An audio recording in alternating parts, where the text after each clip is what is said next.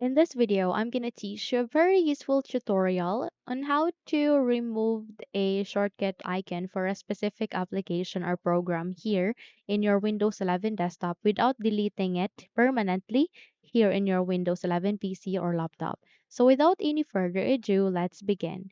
So first things first, you need to select the shortcut application for that specific application that you would like to remove here at the desktop.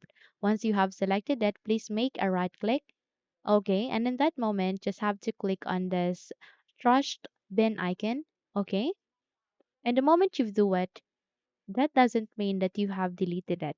I mean, you have just removed it to the desktop and not in your Windows 11 PC or laptop because the moment you will navigate at the button search bar and type for VLC, the application that we have just deleted in my case, it is being appearing here. I mean, it appears here.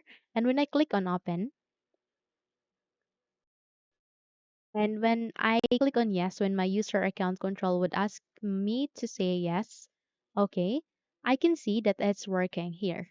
Okay, you can see that it's working. Again, just select the application or software that you would like to remove here at the desktop. Please make a right click, okay, and click on this trash icon. And when you navigate at the button search bar and, for example, type for WinRAR, okay,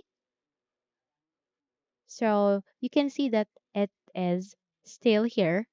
It is still present in your Windows 11 PC or laptop. It is just being removed here at the desktop and not entirely in the Windows 11 PC or laptop.